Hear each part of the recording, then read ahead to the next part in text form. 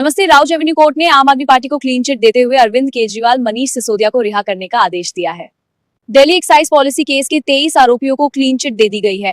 आम आदमी पार्टी की ईमानदार राजनीति वाली छवि को गहरा धक्का लगा है। ये रिपोर्ट देखिए।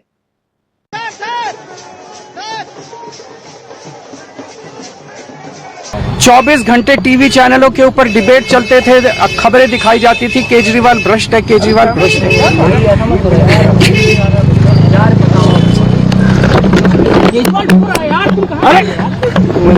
पूरा षड्यंत्र दो लोगों ने मिलकर रचा, नरेंद्र मोदी जी और अमित शाह जी, और आज उन दोनों को पूरे देश से माफी मांगनी चाहिए। ये सब निचली अदालत के एक कोर्ट का निर्णय है। हम ऊपरी अदालत में सिर्फ सीबीआई जा रही है। ये भ्रष्टाचारियों का सारा प्रमाण पुख्ता है और हमें पूरा विश्वास है कि अपराधी जो घोटालेबाज है वो हारेंगे। कोर्ट ने तो ये भी बोला है कि भाई सीबीआई की जो आईओ है उस पर भी मुकदमा होना चाहिए। तो आप देखिएगा, चाहे जितने भी विपक्षी दल हैं, सब पे जो है केस मुकदमा, एजेंसियां जो है लगी रहती है, गलत तरीके से गलत मुकदमा लगाती है। बहुत बड़ी जीत है, बहुत बड़ी जीत है। झूठों का मुंह काला, सच्चाई का बोलबाला। दिल्ली एक्साइज पॉलिसी शराब घोटाले के आरोपों ने आम आदमी पार्टी और उसके प्रमुख नेताओं को भारी राजनीतिक, व्यक्तिगत और संगठनात्मक नुकसान पहुंचाया है। अरविंद केजरीवाल लगभग 5 से 6 महीने जेल में रहे। मनीष सिसोदिया करीब 17 से 24 महीने जेल में रहे। संजय सिंह लगभग 6 महीने जेल में रहे। ये जेल की अवधियां जांच एजेंसियों, सीबीआई, ईडी की गिरफ्तारी और जमानत मिलने तक की थी। आम आदमी पार्टी और केजरीवाल को भारी नुकसान पहुंचा। केजरीवाल का सीएम पद मार्च 2024 में गिरफ्तारी के बाद भी वे कुछ समय तक सीएम बने रहे, लेकिन सितंबर 2024 में इस्तीफा देना पड़ा। उसके बाद अदिति को सीएम बनाया गया। केजरीवाल दोबारा सीएम नहीं बन पाए। विधानसभा चुनाव 2025 में आम आदमी पार्टी की हार हुई। फरवरी 2025 के दिल्ली विधानसभा चुनाव में आम आदमी पार्टी को बड़ा झटका लगा। पार्टी सिर्फ 22 सीटें जीत पाई।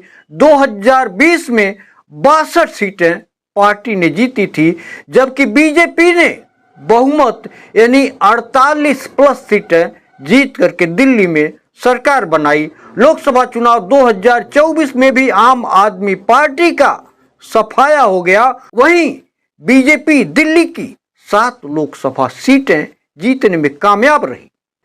छवि और संगठन की बात की जाए तो आम आदमी पार्टी पर इसका बुरा असर पड़ा है। ईमानदार राजनीति वाली इमेज को गहरा धक्का लगा है। भ्रष्टाचार के आरोपों, जेल और शराब घोटाला ने पार्टी को लगातार डिफेंसिव मोड में रखा। कई विश्लेषकों के अनुसार ये आरोप भले ही बाद में कोर्ट ने बरी कर दिया, चुनावी हार का एक बड़ा कारण बना। 27 फरवरी 2026 यानी आज दिल्ली की राउज एवेन्यू कोर्ट ने सीबीआई केस में केजरीवाल, सिसोदिया समेत 23 आरोपियों को बरी कर दिया। कोर्ट ने सीबीआई की जांच पर सवाल उठाए और कहा कि ठोस सबूत नहीं है। यह आम आदमी पार्टी के लिए बड़ी राहत है, लेकिन पहले हो चुके नुकसान, चुनाव हार, पद को खोना, जेल में जाना अब वापस तो नहीं आएगा। केजरीवाल ने इसे साजिश बताया और भावुक हो गए। कुल मिलाकर घोटालों के आरोपों ने आम आदमी पार्टी की सत्ता, सीटें, नेतृत्व की स्थिरता और जनता के बीच विश्वास में बहुत कुछ खो दिया। पार्टी अब पुनर्निर्माण के दौर में है, लेकिन 2025 की हार ने दिल्ली में उसका 10 साल पुराना दबदबा, राजनीतिक हैसियत खत्म कर दिया। राउज एवेन्यू कोर्ट की फैसले के बाद राजनीतिक बहस इस मुद्दे पर तेज हो गया। कोर्ट ने अरविंद केजरीवाल, मनीष सिसोदिया समेत 23 आरोपियों को डिस्चार्ज कर दिया, यानी केस में चार्ज फ्रेम करने लायक भी सबूत नहीं पाए गए।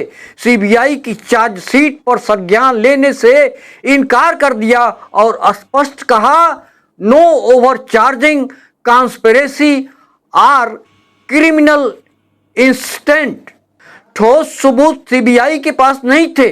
जांच में कई खामियां पाई गईं, जैसे सुनी सुनाई सबूतों पर निर्भरता, प्रक्रियागत उल्लंघन आदि।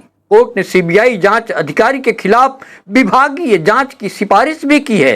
यह फैसला आम आदमी पार्टी के लिए बड़ी राहत है और केजरीवाल ने इसे सच्चाई की जीत बताया। उन्होंने भावुक होकर कहा कि यह स्वतंत्र भारत की सबसे बड़ी राजनीतिक साजिश थी, जिसमें पीएम और अमित शाह ने आम आदमी पार्टी को खत्म करने की कोशिश की। 5 बड़े नेताओं अरविंद केजरीवाल, मनीष सिसोदिया, संजय सिंह आदि को जेल भेजा गया। एक सिटिंग सीएम को घर से घसीट करके जेल में डाल दिया गया।